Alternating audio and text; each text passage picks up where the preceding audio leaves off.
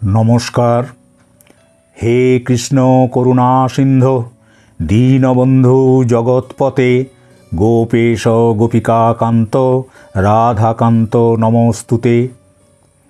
बर्तमान समाज गीता विमुख, किन्तु गीता आमादेर भगवत भक्तिते मातोयारा ना करते पारलेও नियमित पठन और मनने मानसिक शांति आनयन करते पारे, जा बर्तमान परिस्थितिते दुर्लभ।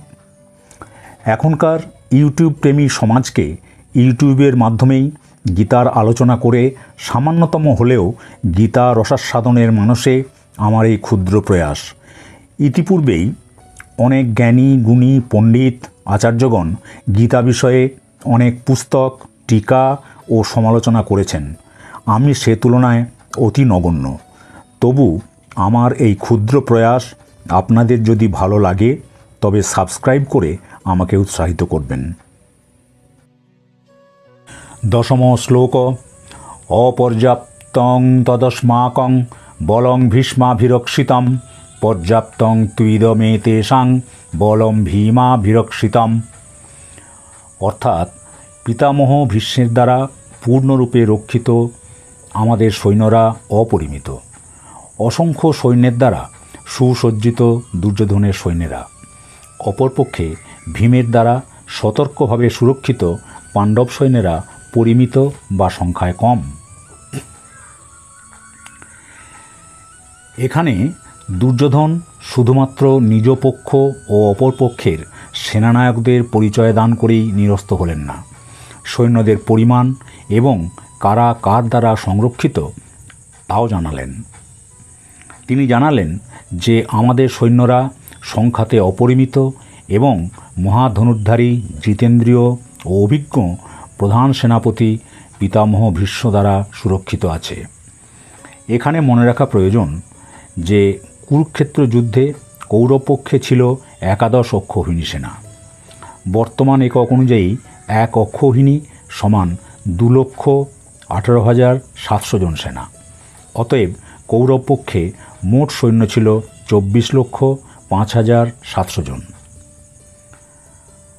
आबार तिनी पांडव सैन्यदेर रक्षण व्यवस्थाओ बर्णना करेছেন। बोलेছেন पांडव सैन्यरा संख्याय परिमित अर्थात सीमित, तारा महाबलवान गदाधारी मध्यम पांडव भीम द्वारा सुरक्षित। एखाने उल्लेख थाके जे पांडव पक्षे सैन्य संख्या छिलो 7 अक्षौहिणी। बर्तमान एकक अनुयायी सेई संख्या हलो 15,30,900 जन सेना। एर थेकेई बोझा जाए कौरव पक्षेर सेना छिलो पांडवदेर थेके अनेक बेशी।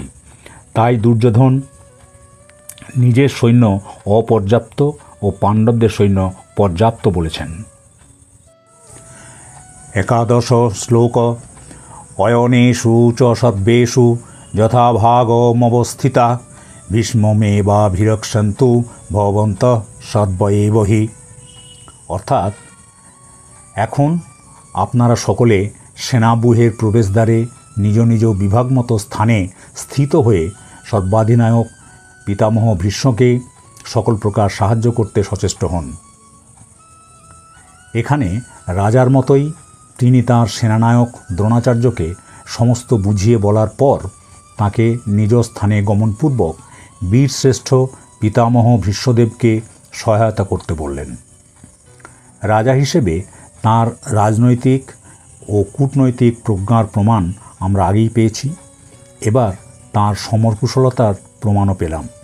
तिनि जानेन जे भीष्म यदिও विचक्षण महापराक्रमशाली और अभिज्ञ सेनानायक, ताई ताके सर्वाधिनायक पदे बरण करा हয়েছে। तबु एकथाও तिनि मने रेखेছেন जे पितामह भीष्म बृद्ध हয়েছেন, ताई ताके साहाय्य करा प्रयोजन। आबार एकथाও दुर्योधन मने मने पोषण करें जे भीष्मदेव कौरव अपेक्षा पांडवदेर बेशी स्नेह करें। सेई स्नेहबशत युद्धक्षेत्रे जाते दौर्बल्य प्रकाश ना करें सेई जन्य तार प्रति दृष्टि रखा प्रयोजन। तिनि द्रोणाचार्यके श्रद्धापूर्वक भीष्मेर साहाय्यार्थे निज स्थाने अवस्थानेर अनुरोधेर पश्चाते एटिও एकटी कारण। एखानेई दुर्योधनेर समर कुशलता। द्वादश श्लोक। তস্য সংজনয়ন হর্ষং কুরুবৃদ্ধ পিতামহ সিংহনাদং বিনোদ্যোচ্চৈ শঙ্খং দদ্মৌ প্রতাপবান। অর্থাৎ অনন্তর নিজ পক্ষের সৈন্যদের আনন্দ ও উৎসাহ বর্ধনের জন্য মহাপ্রতাপশালী কুরুকুলের মধ্যে সর্বাপেক্ষা প্রাচীন পিতামহ ভীষ্মদেব উচ্চ সিংহনাদ করিয়া নিজ শঙ্খ ধ্বনিত করিলেন। এটা ছিল প্রাচীনকালের যুদ্ধের প্রথা। কুরুক্ষেত্র আমাদের কাছে ধর্মক্ষেত্র রূপে পরিচিত। কৌরব পাণ্ডব উভয় পক্ষই ধর্ম স্থাপনার জন্য যুদ্ধে প্রবৃত্ত। উভয় পক্ষের পিতামহ ভীষ্ম এই যুদ্ধক্ষেত্রে নিজ ক্ষাত্রধর্ম পালনে রত হয়েছেন। পৌত্র দুর্যোধন ও নিজ পক্ষের সৈন্যদের উৎসাহিত হয়ে যুদ্ধে যোগদান করার জন্য পিতামহ ভীষ্মদেব তাঁর গঙ্গানাভ শঙ্খ ধ্বনিত করলেন। পুরাকালের নিয়ম বা প্রথা অনুযায়ী সিংহনাদ ও শঙ্খনাদ এবং অন্যান্য বাদ্যধ্বনি সৈন্যদের উৎসাহিত করত। যুদ্ধে সৈন্যদের উৎসাহিত করাও সেনাপ্রধানের অন্যতম কর্তব্য। কৌরব পক্ষের সর্বাধিনায়ক সেটা ভালোভাবেই জানতেন। এছাড়াও ভীষ্মদেব একথাও পৌত্র দুর্যোধনকে জানিয়ে দিলেন যে যুদ্ধে জয় বা পরাজয় যাই হোক না কেন ক্ষাত্রধর্ম অনুসারে তিনি যুদ্ধ থেকে নিবৃত্ত হবেন না।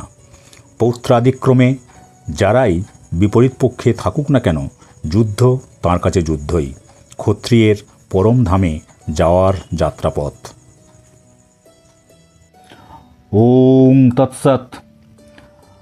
ওং নমো ভগবতে বাসুদেবায় কৃষ্ণায় গোবিন্দায় নমো নমঃ। আজ এখানেই সমাপ্ত।